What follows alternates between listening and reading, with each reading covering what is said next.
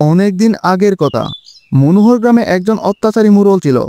সে সুদের বিনিময়ে গ্রামের মানুষদের টাকা দিত। সময় মতো টাকা দিতে না পারলে দ্বিগুণ সুদ নিত। তাছাড়া তিনি গরু ছাগলও নিয়ে যেত।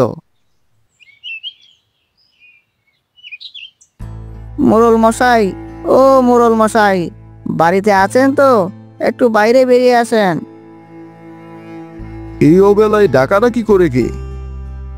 আমি উত্তরপাড়ার মনু মিয়া বলছিলাম, একটু সাহায্যের জন্য আপনার কাছে এসেছিলাম। আরে মনু মিয়া, এত সকালে আমার বাড়িতে কিসের জন্য এসেছ? বসো বসো, এই দিকটাতে বসো। মোড়ল মশাই, আমার খুব বিপদ পড়েছে। পশ্চিম পাড়ার জমিটা বন্যার পানিতে তলিয়ে গেছে। আমার সব ফসল নষ্ট হয়ে গেছে। তা তো বুঝতেই পারলাম। শুধু তোমার নয়, আমাদের গ্রামের অনেকের ফসল নষ্ট হয়ে গেছে। তো এখন কি ভাবতেছ? মোড়ল মশাই, আমার কিছু টাকার প্রয়োজন। ভাবতেছি বাড়ির পাশের জমিটাতে সবজি চাষ করব। সবজি চাষ করে যদি কিছু টাকা পাই, তাহলে ক্ষতিটা পুষিয়ে দিতে পারবো। তা তুমি বেশ ভালোই চিন্তা করেছ। তবে শোনো, টাকা আমি দিতে পারি, তবে সুদে আসলে সময় মতো ফিরিয়ে দিতে হবে। তা না হলে কিন্তু জমিটা আমি নিয়ে নিব। যদি রাজি থাকো তাহলে টাকা নিয়ে যাও, না হলে বিদায় হয়ে যাও বাপু। আমার আবার সাপ সাপ কথা। মোড়ল মশাই, আমি আপনার শর্তে রাজি আছি, তবুও আমাকে কিছু টাকা ধার দিন। আমি সময় মতো আপনার টাকা পরিশোধ করে দিব। ঠিক আছে, তবে কথার যেন লড়চড় না হয়। কই গো বিবি সাহেব, কিছু টাকা নিয়ে এদিকে এসো তো। লোকটা বড় অসহায় হয়ে আমার কাছে এসেছে, টাকাটা না দিলে কি হয়? মোড়ল মশাইয়ের বিবি তখন ঘর থেকে টাকা নিয়ে আসে। মনু মিয়া টাকা পেয়ে অনেক খুশি হয়। সে টাকা নিয়ে বাড়ির দিকে রওনা হয়। এই যে শোনো, তুমি এত টাকা কোথায় পেয়েছো? সকালে মোড়ল মশাই বাড়িতে গিয়েছিলাম, তার কাছ থেকে এই টাকাগুলো ধার নিয়েছি। কিন্তু মোড়ল মশাই তো দুষ্ট লোক, সময় মতো টাকা দিতে না পারলে তো আমাদের ক্ষতি হবে। আরে এই নিয়ে তুমি চিন্তা করো না। আমাদের বাড়ির পাশের জমিটাতে সবজি চাষ করব, তারপর সবজি বিক্রি করে মোড়লে টাকা পরিশোধ করে দিব। ঠিক আছে, এইবার হাত মুখ ধুয়ে এসো, আমি তোমার জন্য খাবার দিচ্ছি।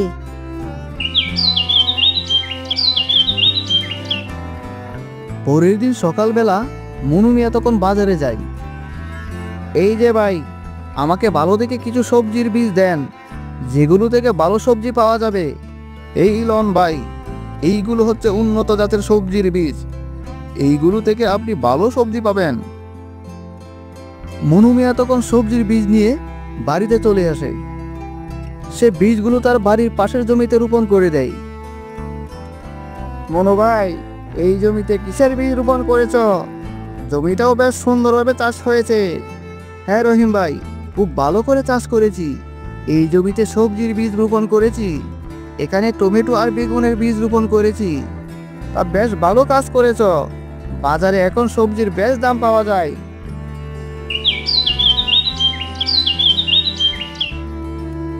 বাড়িতে কেউ কি আছো? দয়া করে আমাকে একটু সাহায্য করো।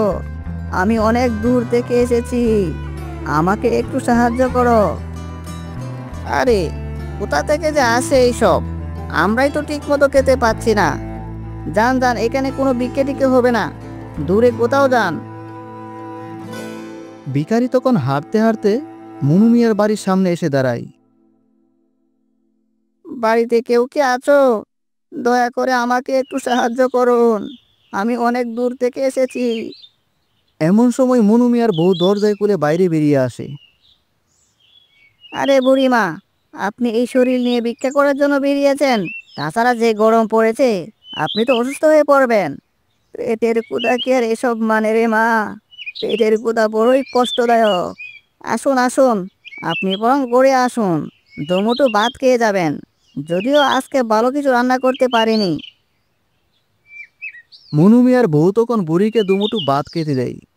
বুড়ি তখন মন দিয়ে ভাত খেতে লাগলো। আজকে 2 দিন পর ভাত খেতে পারলাম, মনটা জুড়িয়ে গেল। সৃষ্টিকর্তা তোমার মঙ্গল করুক, তোমাকে অনেক সম্পদের মালিক বানিয়ে দিই। বুড়িমা, আপনার যখন মন চাইবে আমাদের বাড়িতে চলে আসবেন। আমরা গরিব হতে পারি, কিন্তু আমরা নির্দয় মানুষ না। কপালে যা আছে তাই খেয়ে যাবেন। বেশ কিছুদিন ধরে বৃষ্টি হচ্ছে না। মনু মিয়ার সবজির বাগানের চারাগুলো কেমন জানি লাল হয়ে যাচ্ছে। রোদের তাপ বেশি হওয়ার কারণে কচি পাতাগুলো একদম নুতিয়ে পড়েছে। হায় আমার পুরা কপাল! আগের ফসলগুলো বন্যার পানিতে তলিয়ে গেছে, আর এখন রোদের কারণে পাতাগুলো মরে যাচ্ছে। সবজির সব চারাগুলো মরে যাচ্ছে। এখন আমি কি করব? সবজির ফলন যদি ঠিক মতো না হয়, তাহলে তো আমার আর রক্ষে থাকবে না। মোড়ল মশাই আমার এই জমিটাও নিয়ে যাবে। কি হয়েছে গো? মন খারাপ করে বসে আছো কেন? শুনো গো, পুরা কপাল আমাদের। আগের ফসলগুলো বন্যার পানিতে তলিয়ে গেছে, আর এখন সবজির চারাগুলো রোদের তাপে মারা যাচ্ছে। ও মা, কি বলো এইসব? তাহলে তো আমাদের অনেক বড় ক্ষতি হয়ে যাবে। হ্যাঁ, তাই তো চিন্তা করছি। সময় মতো যদি মোড়লের মশাইয়ের টাকা দিতে না পারি, তাহলে তো আমাদের ফসলের জমিটাও নিয়ে যাবে। শোনো, তুমি এভাবে চিন্তা করো না। দেখবে সবই ঠিক হয়ে যাবে। বৃষ্টি আসবে এবং ফসলগুলো আগের মতো সুন্দর হয়ে যাবে। এইভাবে বেশ কিছুদিন কেটে গেল। হঠাৎ একদিন মোড়ল মশাই টাকার জন্য আসলো। সুদে আসলে তার অনেক টাকা পাওনা হয়ে গিয়েছে। এই যে মনু মিয়া, আমার টাকাগুলো দিয়ে দাও। তোমার কাছে সুদে আসলে 2,500 টাকা হয়েছে। আজকেই তোমাকে টাকা পরিশোধ করতে হবে, না হলে তোমার জমিটা আমাকে দিতে হবে। মোড়ল মশাই, একটু দয়া করুন, আমাকে আর কয়েকটা দিন সময় দিন।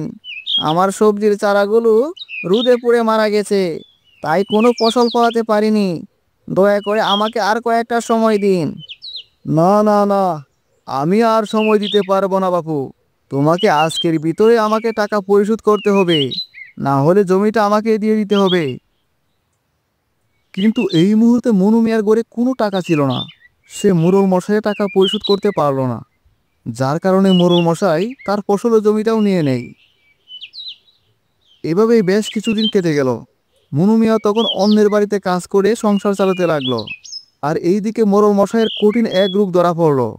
দেশ বিদেশ থেকে অনেক কবিরাজ আসতে লাগলো, কিন্তু কিছুতেই তাকে সুস্থ করা যাচ্ছিল না। শুনেন, আমি মোড়ল মশাইয়ের নাড়ি পরীক্ষা করে দেখেছি, কিন্তু কোনো রোগ আমি ধরতে পারিনি। উনি মনে হয় আর বেশি দিন বাঁচবেন না। একমাত্র সৃষ্টিকর্তাই পারে ওনাকে সুস্থ করে তুলতে। এই কথা শোনার পর মোড়ল মশাইয়ের মনে বিরাট এক অনুশোচনা তৈরি হয়।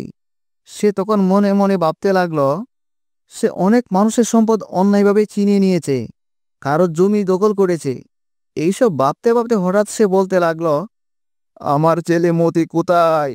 তুমি একটু এইদিকে আসো, তোমার সাথে আমার কিছু কথা আছে। বাবা, এই তো আমি তোমার পাশে আছি। তুমি কি আমাকে কিছু বলতে চাও?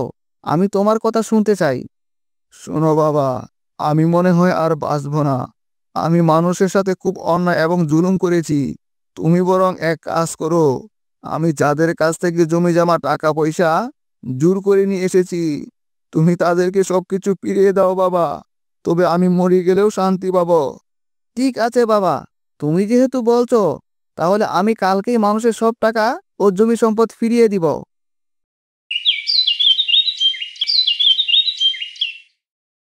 পরের দিন সকালবেলা মনু মিয়া তখন তার বাবার কথা মতো গাঁয়ের মানুষের সব জমি জমা এবং টাকা পয়সা ফিরিয়ে দেয়। গ্রামের মানুষ তাদের সম্পদ ফিরে পেয়ে অনেক খুশি হয় এবং মোড়ল মশাইয়ের জন্য দোয়া করতে লাগলো। কিছুদিন পরেই মোড়ল মশাই আবার সুস্থ হয়ে ওঠেন, কিন্তু তিনি এখন আর আগের মতো অত্যাচারী নন। তিনি এখন গ্রামের মানুষের সাহায্য সহযোগিতা করেন। এইভাবেই তিনি অত্যাচারী মোড়ল থেকে জনগণের বন্ধু হয়ে ওঠেন। গ্রামের মানুষের বিপদে আপদে সাহায্য সহযোগিতা করেন। সবাই এখন মোড়ল মশাইকে সম্মান এবং শ্রদ্ধা করে।